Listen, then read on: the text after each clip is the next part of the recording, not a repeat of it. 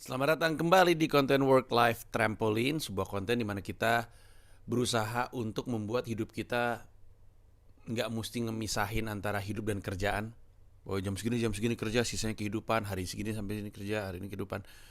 Nggak kayak gitu karena kita mencoba untuk menjalani kehidupan di mana karir kita atau pekerjaan kita justru yang membuat kita ngerasa hidup gitu. Tanpa yang kita kerjakan tuh justru ngerasa kayak kurang gitu hidup. Makanya work life trampoline, lompat bareng-bareng di trampolin yang sama. Hari ini kita akan mencoba untuk belajar bisnis dari Star Trek dan Star Wars. I don't balance my work and my life because they're all jumping in the same trampoline. Assalamualaikum. Work-life trampoline. We're still hustling because we love what we do what we love. Pusing tapi bahagia. Carilah pekerjaan yang capeknya membuat kamu bahagia. Gokil. Work-life trampoline, baby.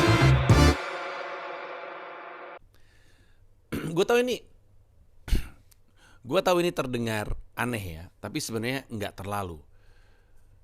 Gue mau ngasih tahu bahwa ada dua franchise science fiction yang sangat besar. Star Wars, begitu banyak film. Star Trek, begitu banyak film. Star Trek punya series, Star Wars juga punya series. Yang paling menarik adalah betapa panjangnya kedua franchise ini bisa coexist gitu. Bisa hidup bersamaan sangat panjang. Alasannya adalah salah satunya tidak berusaha untuk menjadi seperti yang lain. Star Wars nggak berusaha untuk jadi mirip Star Trek. Star Trek juga nggak berusaha untuk mirip Star Wars. Secara historis, Star Trek tuh mulai duluan. Tahun 66 dalam bentuk series.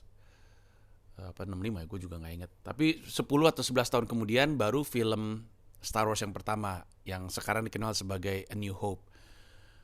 Terus, apakah kemudian Star Wars itu nyontek Star Trek?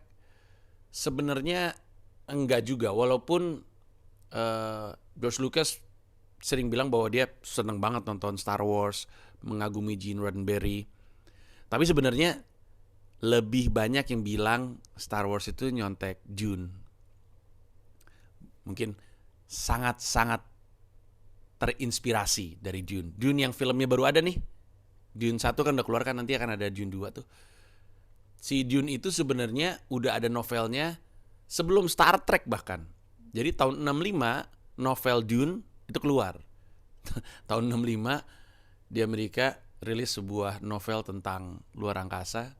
Kita lagi sibuk terhebohkan sama Gate 13 PKI. Jenderal-jenderal diculikin. Pelan-pelan. Nanti kita juga akan sampai ke karya-karya luar angkasa. Nanti gue bikin film Insya Allah Shah 3. Shah in Space. Gokil. Raka keluar angkasa. Mencoba untuk melakukan ulang perjalanan Isra Miraj. Tapi Dune keluar novelnya tahun 65, lalu ketika Star Trek keluar tahun 77, banyak banget orang bilang, gila ini mirip banget sama Dune. Cuman gak ada filmnya kelihatannya, dan juga mungkin gak ada seriesnya. Mirip banget, ada terlalu banyak hal yang mirip dengan Dune di dalam film Star Wars. Tapi Star Wars dan Star Trek,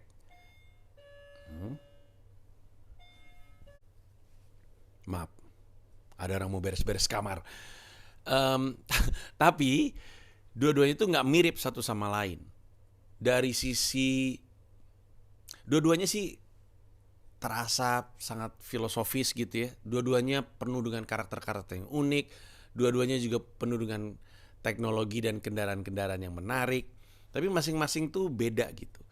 Kayak gue ngerasanya ya, ini belum tentu benar. Dan karena gue tahu Trekkies banyak di luar sana dan fanboy Star Wars juga banyak, ini mungkin jadi rame. Tapi gue selalu ngerasa Star Trek itu lebih kompleks daripada Star Wars. Star Wars tuh bener-bener orang baik lawan orang jahat gitu, kebaikan lawan kejahatan,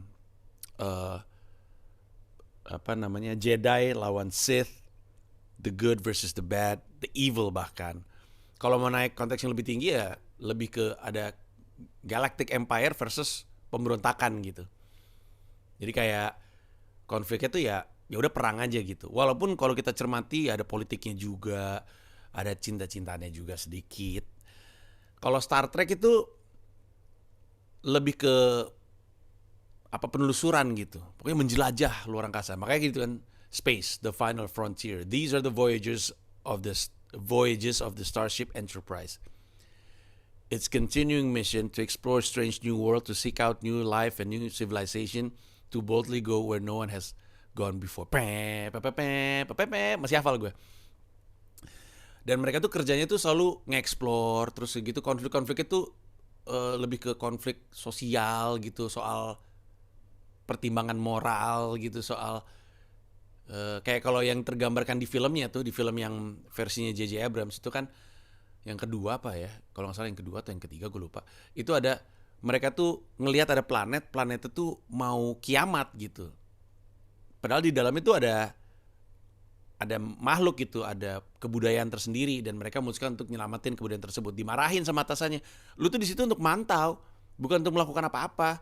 Lu nggak boleh berperan seakan-akan lu Tuhan dan berhak menentukan dia boleh hidup atau dia nggak boleh hidup gitu. Tapi terus si bukan William Shatner, Captain Kirk itu ya berdebat bahwa ya gue nggak bisa diem aja, gitu-gitulah. Jadi lebih ke posisi moral lu seperti apa gitu. Nanti lebih ke politis, lebih ke rasisme, tapi konteksnya adalah planet, mencoba untuk ketemu orang-orangnya bentuknya kayak begitu, tapi mencoba untuk memahami kulturnya, bahwa dia bukan berarti pengen berperang sama kita. Ribet lah. Nah, tapi masing-masing itu punya fans yang begitu fanatik gitu, begitu dekat sekali. Nah, menariknya adalah sebenarnya kalau dari sisi finansial, Star Wars tuh menang sebenarnya. Star Wars menang karena filmnya jauh lebih sukses, secara franchise umum juga lebih sukses. Maksudnya dari turunan IP-nya yang mainan, merchandise, buku, clothing, apapun lah itu. Jatuh-jatuhnya itu Star Wars lebih gede. Di bisnis, mudah sekali sebuah bisnis tuh kehilangan karakternya karena pengen jadi kayak kompetitornya, karena ngelihat kompetitornya itu berhasil menarik penonton atau pembeli yang banyak. Kehilangan karakter itu pada akhirnya yang membuat dia roboh juga sebagai bisnis. Ini tentu kita ngomongin bahwa Star Wars dan Star Trek bisa hidup panjang bukan hanya karena mereka konsisten jadi diri sendiri dan gak berusaha untuk jadi orang lain, gak jadi satu sama lain. Star Wars gak pengen jadi kayak Star Trek juga gak pengen jadi kayak Star Wars. Dan tentunya ada hal seperti pengelolaan IP yang cermat, terus udah gitu IP licensing yang juga oke, fan service yang oke. Ini di luar itu. Kita spesifik ngomongin soal sebuah bisnis yang kehilangan karakter karena berusaha jadi kayak orang lain. Dan ini beda sama video sebelumnya, gue sempat ngebahas soal ada bisnis yang gak beradaptasi. Ini di luar itu. Ini ngomongin soal apa yang jadi nilai dari bisnis lu, apa yang jadi karakter utama dari bisnis lu. Fitur tentu bisa berubah. Yang tadinya offline jadi online tentu bisa. Tapi nilai-nilai lu sebagai sebuah bisnis atau sebagai sebuah brand itu gak bisa terlalu cepat berubah hanya karena lu panik ngelihat kompetitor melakukan ini dan itu. Karena banyak yang seperti itu. Di dunia radio banyak yang seperti itu. Gue kenal ada radio yang punya karakter yang sangat spesifik, karakter yang sangat unik. Lalu muncul sebuah radio lain yang punya cara bermain yang beda sama sekali. Lalu radio yang satu ini kemudian ikut-ikutan gayanya dia karena istilahnya takut kehilangan pendengar. Padahal produk radio ini sama produk radio ini secara segmen emang beda. Jadi harusnya lu gak panik ketika radio ini pendengarnya jadi banyak. Tapi yang terjadi adalah ada sedikit kepanikan. Radio ini mencoba untuk bermain seperti radio ini, karakter hilang, malah jadi gak punya core sama sekali. Mirip sama si itu, enggak. Tapi udah cukup berubah sehingga penikmatnya kemudian pindah. Kebayang maksud gue? Gue mau cerita soal film. Tadi gue sebut film Insya Allah Sah. Jadi film Insya Allah Sah yang pertama itu kan penontonnya kalau gak salah 800 ribuan. Lalu penonton Insya Allah Sah yang kedua gak sebanyak itu. Gue lupa deh berapa. Apa 400 atau 500. Kayaknya 400 ribuan. Atau mungkin lebih sedikit, gue juga gak ingat. Nah, kalau menurut gue dari sudut pandang orang yang main, gue sih senang dua-duanya. Tapi harus kita sepakati, dua-duanya adalah produk yang berbeda. Insya Allah Sah yang pertama dengan Insya Allah Sah yang kedua adalah produk yang berbeda sama sekali. Insya Allah Sah yang kedua itu berniat untuk mencoba kayak naik kelas dari sisi keseruan film, dari sisi serunya film. Karena dua-duanya punya karakter yang serupa, bahkan dua-duanya punya premis yang serupa.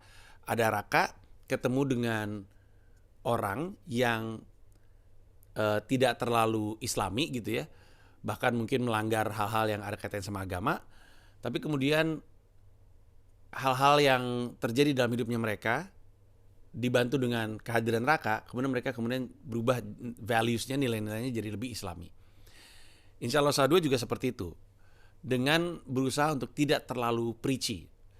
Tapi terus Insya Allah Sah 2 jadi film action, ada ledakan, ada peluru slow-mo gitu-gitu. Jadi dia kehilangan penonton awalnya ya, yang suka dengan film itu sehingga 800.000. Tapi terus gitu dia nggak berhasil dapat penonton baru juga gitu. Atau mungkin berhasil, tapi ya ternyata jatuhnya nggak lebih banyak gitu. Dari sisi yang main film, gue sih ngerasa bahwa karakteristik filmnya emang berubah. Yang lama nggak ngikut karena jadi nggak suka, yang nggak nonton di yang sebelumnya juga mungkin nggak nonton karena keburu tahu reputasi yang kemarin seperti apa gitu. Karena banyak memang yang bilang Insya Allah Sah 1 itu preachy banget gitu, kayaknya sok menggurui soal agama. Saya sih acting aja jadi orang soleh. Tapi di bisnis tuh banyak yang seperti itu. Banyak yang panik karena kompetitornya meraih banyak, entah itu pendengar, penonton, atau pemasukan, sehingga dianya lupa nilai-nilainya dia. Dia lupa apa yang membuat dia keren, dia lupa apa yang membuat orang cinta sama dia. Lalu dia berubah gaya sama sekali. Nah, Star Wars dan Star Trek nggak seperti itu. Bayangin, Star Trek mulai duluan dalam bentuk series. Lalu Star Wars muncul filmnya. Star Wars pertama kali itu dalam bentuk film ya, nggak series. Baru Star Trek film tuh muncul 2 tahun apa 3 tahun setelah Star Wars film. Terus udah tuh, ada film terus. Nah, penghasilannya Star Wars tuh lebih besar daripada Star Trek. Ini kita ngomong data aja ya. Dan sebenarnya dimaklumi, kenapa? Karena kalau memang benar prediksi gue, memang lebih banyak bocah yang akan seneng Star Wars. Star Trek lebih dewasa, orang lebih kompleks kok ngomongin soal posisi moral, konflik sosial, politik, rasisme. Susah gitu. Apalagi gue kan generasi yang nonton dari Star Trek The Next Generation, yaitu Jean-Luc Picard. Terus ada karakter namanya Data gitu. Data itu kelihatannya pengen jadi Spock. Spock itu orang yang gak punya emosi. Emang Vulcans gak punya emosi gitu. Gak ngerti, gak bisa memahami emosi. Orangnya logis. Di Star Wars The Next Generation itu Data. Jadi ada diskusi-diskusi soal moral gitu. Robot ini gak ngerti posisi moral. Robot ini gak ngerti apa yang baik dan apa yang jahat. Dia cuma tahu secara matematis apa yang benar untuk dilakukan, apa yang tidak boleh. Itu aja menurut gue berat sekali. Nah, bayangin kalau misalkan Star Wars yang suksesnya itu mengagumkan membuat Star Trek jadi kehilangan karakter.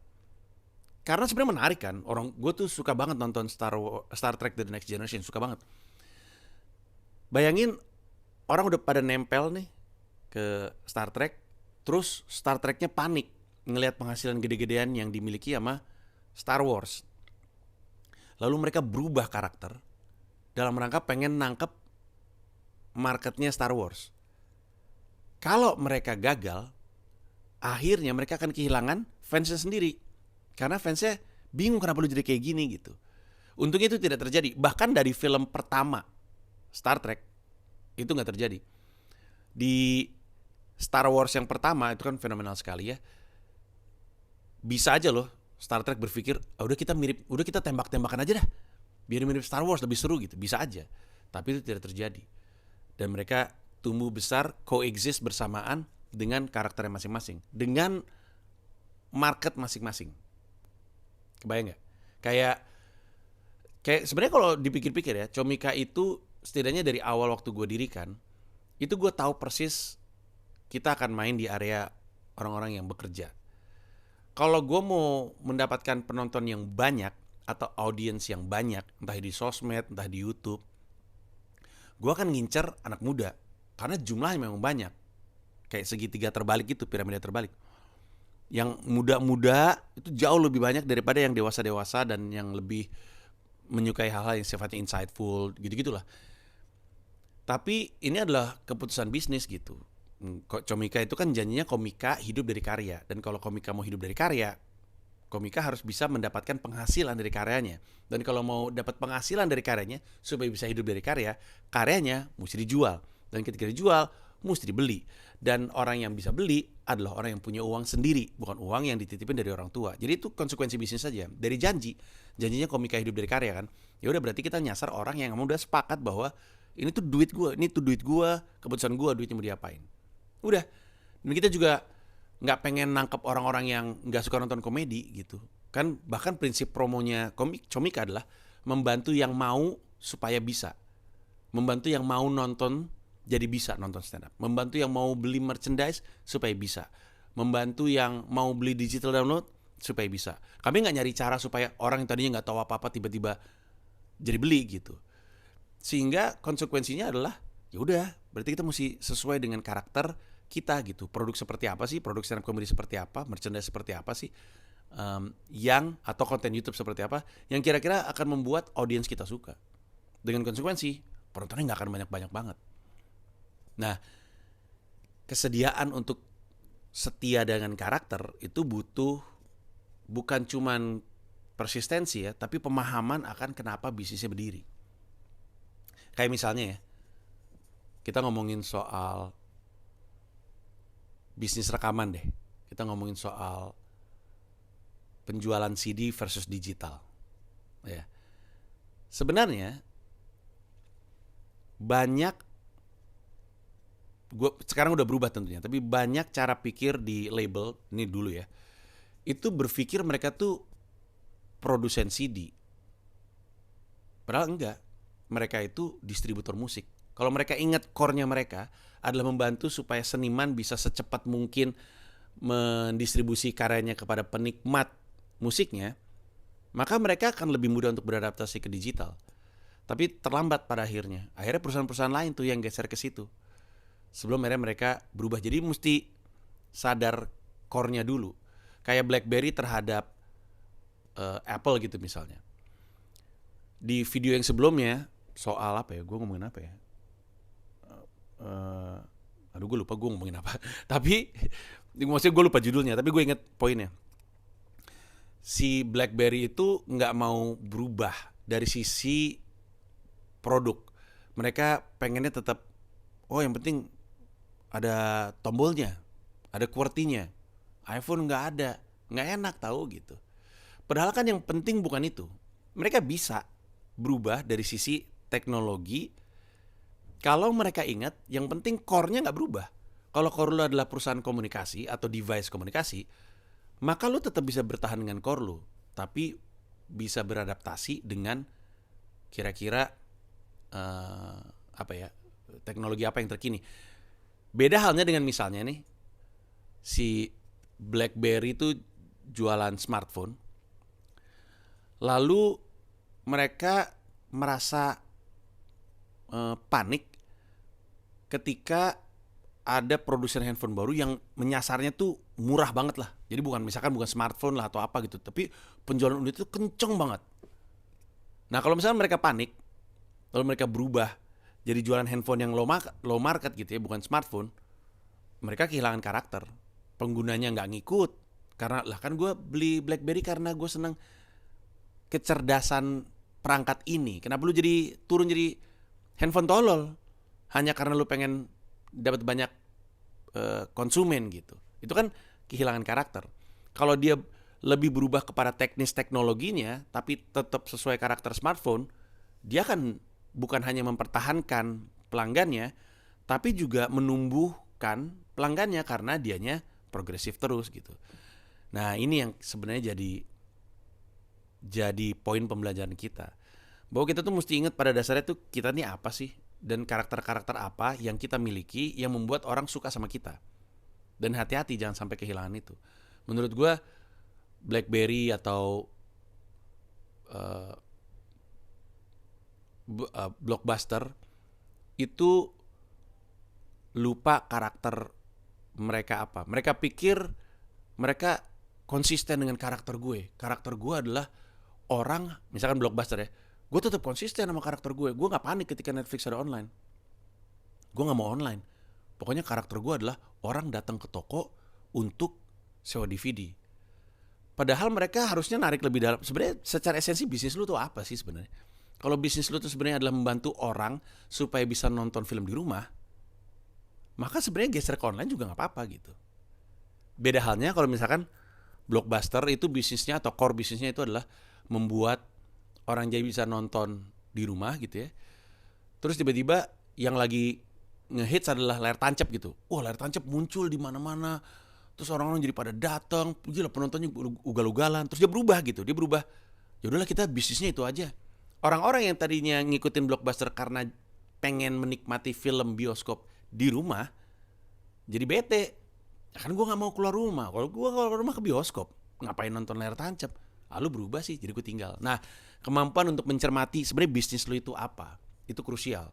Sehingga lu bisa tetap mempertahankan karakter lu, tapi lu tetap bisa bertumbuh sebagai sebuah bisnis karena lu tidak anti dengan kemajuan zaman. Kebayang maksud gue? Menarik tahu Star Wars.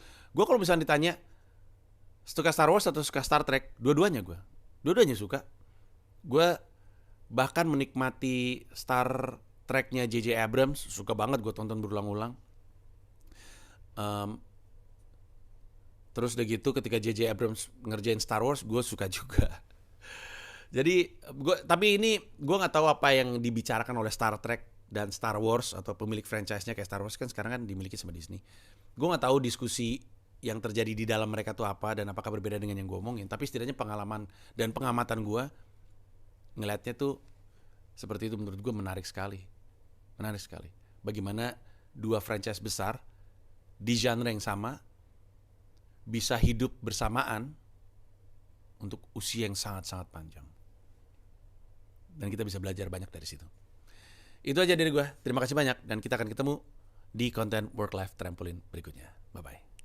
Terima kasih udah nonton video ini dan juga terima kasih udah subscribe kanal YouTube gua. Gua mau ngasih tahu bahwa gua membuka YouTube membership dan ada 3 jenis penawaran. Ada satu paham Rp30.000, ada satu rasa Rp125.000, ada satu jiwa Rp1,5 juta. Masing-masing punya manfaat-manfaat tersendiri. Ada konten-konten khusus yang gue siapkan untuk para member. Kalau tertarik silahkan mampir ke home, klik join.